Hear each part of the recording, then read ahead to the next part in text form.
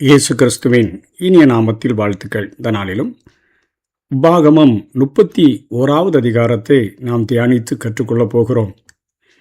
31வது அதிகாரத்திலிருந்து 34வது அதிகாரம் வரையிலும் மோசேயினுடைய கடைசி நாட்களை நாம் பார்க்க முடியும். தேசத்துக்கு புறம்பே, கானானுக்கு புறம்பே அடைந்த மரணத்தை குறித்தும் நாம் கற்றுக்கொள்ளப் போகிறோம். இந்த அதிகாரத்தில் மோசேக்கு பதிலாக யோசுவா நியமிக்கப்படுகிறதை நாம் கற்றுக்கொள்ளப் போகிறோம். 1ஆம் வசனத்திலிருந்து 8ஆம் வசனம் வரையிலும் மோசேயினுடைய வயது இப்போ 120 ஆயிற்று. அவன் மக்களோடு சேர்ந்து இப்போ யோர்தானின் அந்த புறத்துக்கு அவன் இப்போ செல்ல முடியாது. ஏனென்று சொன்னால் தேவன் இந்த காரியத்தை குறித்து எத்தனையோ முறை அவன் மன்றாடியும் ஆண்டவர் ஆணையிட்டு விட்டார், நீ போறதில்லை, இந்த காரியத்தை குறித்து என்னோடு கூட பேச வேண்டாம் என்று சொல்லிவிட்டார். இப்போ யோசுவா அவர்களுக்கு தலைவனாய் இருப்பான் என்று இங்கே மோசே தனக்கு பின்பாக தனக்கு கொடுக்கப்பட்ட ஊழியத்தை உத்தமத்தோடும் உண்மையோடும் செய்து முடித்த பின்பு, ஊழியம் கர்த்தருடையது, அது நம்ம பின்னாடி ஐயோ நான் கடைசி வரைக்கும் கட்டி காக்க முடியலையே அப்படிங்கிற எண்ணங்கள் நமக்கு தேவையில்லை. நாம் இருக்கிற நாள் வரையிலும் நமக்கு கொடுக்கப்பட்ட வெளிப்படுத்தப்பட்ட காரியங்களை பொறுப்போடு கூட செய்து முடித்து அதற்கு பின்பாக ஒரு நல்ல தலைமைத்துவத்தை உருவாக்கி அவர்களிடம் ஒப்படைக்க வேண்டியது நமது கடமை. பவுலுடைய வாழ்க்கைகளை பார்க்கும் பொழுது அத்தனையாய் ஓடி உழைத்த பவுல் அப்போஸ்தலன் தீமோத்தேயுவை தன்னுடைய ஸ்தானத்தில் ஏற்படுத்துகிறதை பார்க்கிறோம். அவருக்கு 2 கடிதங்களை எழுதி அவரை திடப்படுத்துகிறதை பார்க்கிறோம். அவருடைய ஸ்தானத்தில் பவுலை அவர் ஏற்படுத்துகிறதை பார்க்கிறோம். தாவீது தன்னுடைய ஸ்தானத்தில் சாலமோனை ஏற்படுத்துகிற காரியங்கள் இவைகளை குறித்தெல்லாம் நாம் பார்க்க முடியும். ஆகவே ஏலியாவினுடைய வாழ்க்கையை எடுத்துக்கொண்டாலும் எலிசாவை அவர் ஏற்படுத்தின பின்புதான் அவர் அங்கே சுழற்காற்றிலே பரலோகத்துக்கு எடுத்து செல்லப்படுகிறதை நாம் கற்றுக்கொண்டிருக்கிறோம். இப்போது இந்த அதிகாரத்தில் மோசே தான் என்னமோ உங்களை தலைவனாக இருந்து நடத்த போகிறான், அதனால் உங்களுக்கு பகைவர்கள் மேலே வெற்றி கட்டாயம் உண்டு. தொடர்ந்து யோசுவாவினுடைய அந்த புதிய நியமனத்தை குறித்து மோசே வெளிப்படையாக உற்சாகப்படுத்தி, என் கூட எப்படி கர்த்தருடைய சமூகம் முன்னாடி சென்றதோ அதே போல் அவனோடு கூடையும் முன்னாடி செல்லும் என்று சொல்லி 7ஆம் வசனம் 8ஆம் வசனங்களில் அவர் உறுதிப்படுத்துகிறதை பார்க்கிறோம்.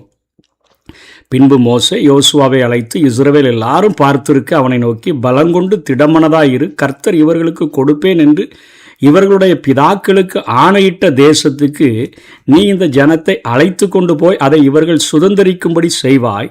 கர்த்தர் தாமே உனக்கு முன்பாக போகிறவர், அவர் உன்னோட இருப்பார், அவர் உன்னை விட்டு விலகுவதும் இல்லை, உன்னை கைவிடுவதும் இல்லை, நீ பயப்படவும் கலங்கவும் வேண்டாம் என்று சொல்லி அவரை அத்தனையாக திடப்படுத்தி உறுதியளித்து அவரை தன்னுடைய ஸ்தானத்தில் அவர் ஏற்படுத்துகிறதை பார்க்கிறோம். அதனைத் தொடர்ந்து 9லிருந்து 13ஆம் வசனம் வரையிலும் பார்க்கிற பொழுது எழுதப்பட்ட அந்த நியாயப்பிரமாணமானது லேவியர்களிடம் அங்கே ஒப்படைக்கப்படுகிறது. அது உடன்படிக்கை பெட்டியோடு கூட அதை வைக்கணும். 10 கட்டளைகள் அடங்கிய 2 கற்பலகைகளை உடன்படிக்கை பெட்டியினுடைய உள்ளே வைக்க வேண்டும். யாத்திராகமம் 25:16 எபிரேயர் 9:4 நாம் இதை பார்க்க முடியும். நியாயப்பிரமாண நூலின் பிரதி உடன்படிக்கை பெட்டியினுடைய அருகில் அது வைக்கப்பட்டது. ஏன் அப்படின்னு சொன்னால், ஒவ்வொரு 7வது ஆண்டும் இஸ்ரவேல் மக்கள் எல்லாருக்கும் முன்பாக அதை லேவியர்கள் அதை வாசிக்க வேண்டும். இன்றைக்கி இந்த காரியத்தை இன்றைக்கி ஆவிக்குரிய நிலையில் எடுத்துக்கொண்டோம் என்று சொன்னால், இன்றைக்கு ஆண்டவருடைய வேதத்தை இன்றைக்கு பொதுப்படையாக படிப்பதில் ஆர்வங்கள் குறைந்து போயிட்டு என்று சொல்லவே நாம் முடியும். தனியாக படிக்கிறதற்கோ பொது இடங்களில் தேவனுடைய வார்த்தைகளை படிப்பதற்கோ அந்த வார்த்தைகள் இன்றைக்கு மக்களால் நேசிக்கப்படுகிறது இல்லை. இன்றைக்கு படிக்கப்படுகிறதும் இல்லை, நேசிக்கப்படுகிறதும் இல்லை, தனிமையிலையும் இல்லை. இன்னைக்கு இசை காரியங்களெல்லாம் நடக்குதுன்னா வருகிற கூட்டங்கள், இன்றைக்கு ஒரு ஆன்லைனில் இசை அந்த காரியங்கள் வெளிப்படுத்தப்படும் என்று சொன்னால் அவைகள் அனுப்பப்படும் என்று சொன்னால், சடங்குகள் போன்ற காரியங்கள் அனுப்பப்படும் என்று சொன்னால், மற்ற இலக்கியங்கள், பேச்சு போட்டிகள், இப்படிப்பட்ட காரியங்கள் எல்லாம் அனுப்பப்படும் என்று சொன்னால், மக்கள் இதை அத்தனையாக நேசித்து அவர்கள் பார்க்கக்கூடியவர்களாக இருக்கிறார்கள். ஆனால் வசனத்தை தனிப்பட்ட முறையிலோ அல்லது பொது இடங்களிலோ கற்றுக்கொள்ளுகிறதுல ஆர்வம் அவர்கள் குறைந்து காணப்படுகிறதை பார்க்கிறோம். இன்னைக்கு ஆயிரக்கணக்கான பணங்களை கொடுத்து இசை நிகழ்ச்சியில் கலந்து கொள்கிறார்கள். ஆனால் ஆண்டவருடைய வேதத்தை, அந்த திருவசனத்தை தியானிக்கிற, அதை போதிக்கிற அந்த இடங்களிலே கூடுகிற கூட்டங்கள் அது இன்றைக்கு மக்களால் அக்கறை செலுத்தப்படுகிறதில்லை. வலிமை மிகுந்த வாதங்களை உடைய உண்மைகளாக தான் இது இருக்கின்றன. இவற்றை நம்மால் வெற்றி கொள்ள முடியலை. பரபரப்பூட்டுகின்ற சமய நிகழ்ச்சிகளின் மேலே அளவு கடந்த தாகம், பண்டிகைன்னு சொன்னால் அதில் ஏற்படுத்தப்படுகிற நிகழ்ச்சிகளில் நமக்கு ரொம்ப சந்தோஷம் இருக்குது. இன்றைக்கு சொந்தங்களை பார்க்க போகிறோம், மற்ற காரியங்கள், அந்த இசை நிகழ்ச்சிகள், அங்கே விளையாட்டு போட்டி காரியங்கள், மற்ற காரியங்கள் எல்லாம் ஒழுங்குபடுத்தப்பட்டிருக்குது அப்படின்னு சொன்னால் பரவசமூட்டுகிற காரியங்களில் நம்முடைய தாகம் அதிகமாக இருக்குது. ஆனால் ஆண்டவருடைய வேதத்தின் மேலே இன்றைக்கு தாகம் குன்றியே காணப்படுகிறது. இன்றைக்கு வேதத்தை படிப்பதில் கிறிஸ்தவ சபைகளின் ஆவிக்குரிய நிகழ்ச்சிகளிலேயும் இன்றைக்கி நாட்டங்கள் குறைந்து கொண்டே போகிறதை பார்க்கிறோம். ஆகவே இன்றைக்கு நம்முடைய நாட்களில் இப்படிப்பட்ட காரியங்கள் இருக்கிறதை பார்க்கிறோம். இன்றைக்கு இசை நிகழ்ச்சிகள், இன்றைக்கு மற்ற சமய சடங்குகள், மற்ற காரியங்கள், பொது அங்கே பேச்சு போட்டிகள், மற்ற எல்லாவற்றிலும் மக்களுக்கு எவ்வளோ தாகம் இருக்கிறது. ஆனால் வசனங்களை கேட்பதற்கும், தியானிக்கிற வசனங்களை கேட்பதற்கும் இன்றைக்கு மனதிற்கு தனிப்பட்ட முறையிலேயோ இன்றைக்கு கூட்டமாகவோ அவர்கள் அதை விரும்புகிறதில்லை. ஆனால் கர்த்தர் கட்டாயம் ஒவ்வொரு 7ஆம் ஆண்டிலும் இந்த நியாயப்பிரமாணங்கள் அத்தனையும் எல்லாரும் கேட்கறதற்கு, அவருடைய குழந்தைகள், தகப்பன், தாய், பெற்றோர் எல்லாரும் வந்து கேட்கறதற்கான வழி செய்ய வேண்டும் என்று சொல்லுகிறதை பார்க்கிறோம். இப்போ 14 18 வரையிலும் பார்க்கிற பொழுது மோசேயினுடைய சாவு நெருங்கிய போது இப்போ அவனையும் யோசுவாவையும் ஆசரிப்பு கூடாரத்துக்கு ஆண்டவர் அழைக்கிறார். அங்கே மேகஸ்தம்பத்தில் அவர்கள் 2 பேருக்கும் காட்சியளித்தார். இஸ்ரவேலர்கள் வெகு விரைவில் அவங்க திரும்பவும் சிலை வணக்கத்தில் போயிடுவாங்க, என் கோபத்தை சந்திப்பார்கள் என்று சொல்லி முதலாவது மோசேக்கு ஆண்டவர் அங்கே வெளிப்படுத்துகிறார். 19 22 வரையும் பார்க்க போகிற வரப்போகிற நாளில் இஸ்ரவேல் புத்திரருக்கு எதிராக சாட்சி பகரும்படி ஒரு பாட்டை எழுதி அவர்களுக்கு கற்பிக்கும்படி அடுத்த கட்டளையை சொல்கிறாரு. இவங்க வழி தவறி போயிடுவாங்க. இவங்க ஒரு பாட்டை, அதாவது ஒரு தேசிய பாடல், இன்றைக்கு இந்தியாவிலே வாழ்கிற நம்ம எல்லாருக்கும், இந்திய மக்கள் அனைவருக்கும் ஒரு தேசிய பாடல் இருக்கிறது போல, அண்ட சராசரங்களையும் உண்டாக்கின ஆண்டவரே ஒரு தேசிய பாடலை எழுதி, அது அடுத்த அதிகாரத்திலே காணப்படுகிறது, மோசேயின் பாட்டு என்று சொல்லி அந்த தேசிய பாடலை ஆண்டவர் அங்கே கற்றுக் கொடுக்கிறார். அதே மோசேக்கு அவர் அந்த காரியங்களை கற்பிக்கும்படி கட்டளையும் இடுகிறார். எல்லாருக்கும் அதை கற்பிச்சிரு, எல்லாருக்கும் சொல்லி கொடுத்துருன்னு சொல்லுகிறார். அடுத்து 23ஆம் வசனத்தில் ஆண்டோடைய பிள்ளைகளை வாக்குத்தத்தம் பண்ணப்பட்ட நாட்டுக்குள்ளே வழிநடத்தி செல்லும்படி தேவன் தாமே அங்கே யோசுவாவை ஏற்படுத்தினார். மேலும் அவன் பலங்கொண்டு திடமனதாய் இருக்க வேண்டும் என்று அவன் உற்சாகப்படுத்துகிறதை இங்கே பார்க்கிறோம்.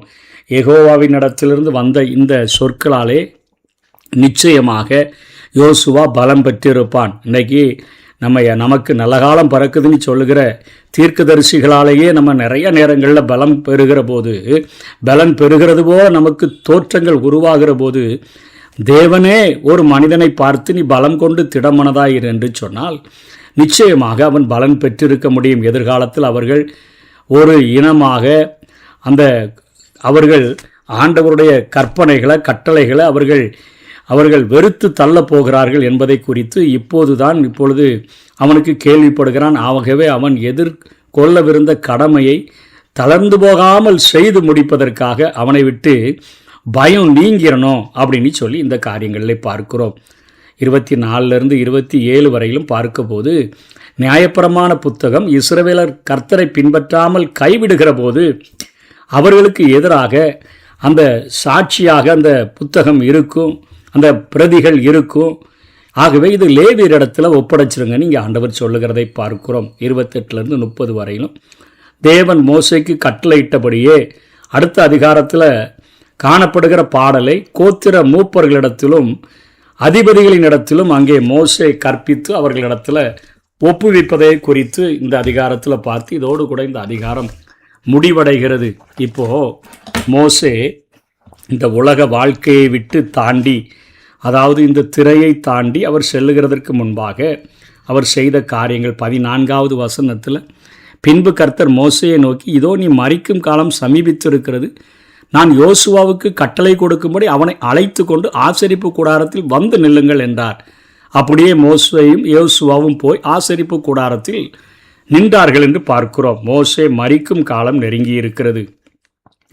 இப்பொழுது தேவனுக்கு அவரது பணி தேவைப்படுது. யோசுவாவினுடைய பணி இப்போ தேவைப்படுது, மோசையினுடைய பணி தேவைப்படுது. அவர் தமது உன்னத பணியை இன்னொருவர் கையில் இப்போ மோசே ஒப்படைக்கணும்.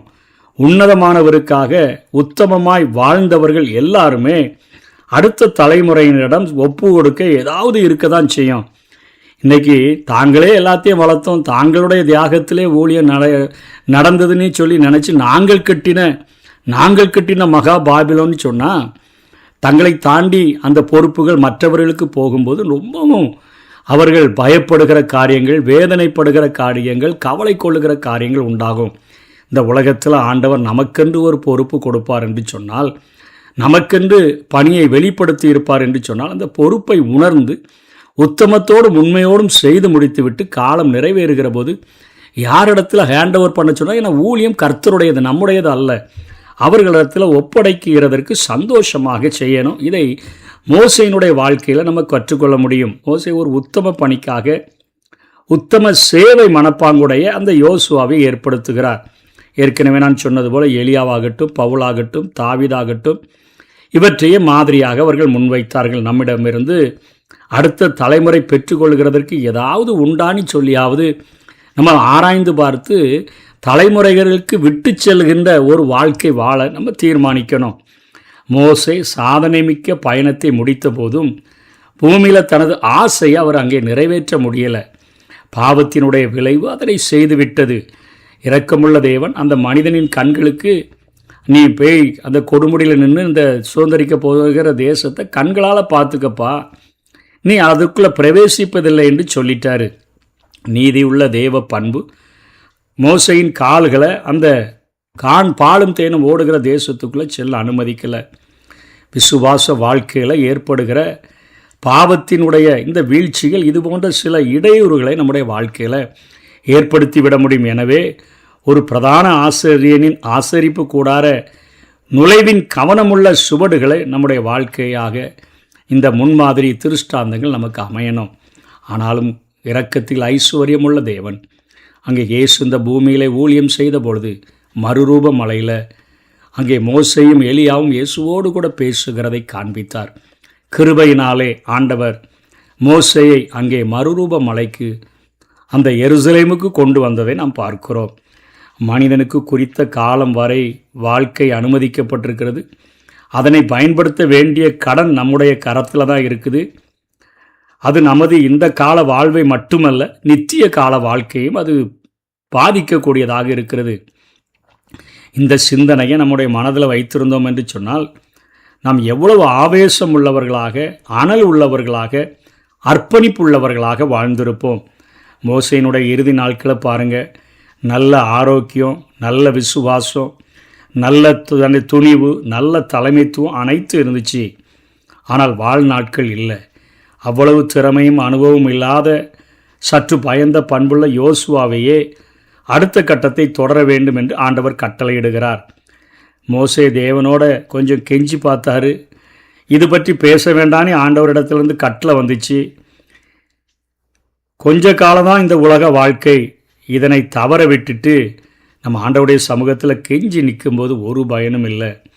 ஒவ்வொரு நாளும் ஆண்டவருக்கென்று அவர் வெளிப்படுத்தின காரியங்கள், அதை புரிந்து கொண்டு ஆண்டவருக்கு பொறுப்போடு பணியாற்ற நாம் அழைக்கப்பட்டிருக்கிறோம்.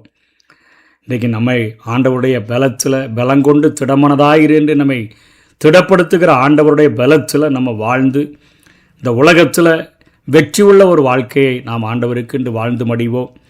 பரலோகம் நிச்சயமாக நம்மை வாழ்த்தும். அப்படிப்பட்ட கிருபைகளை தேவன் நமக்கு தந்தருள்வாராக. ஆமேன்.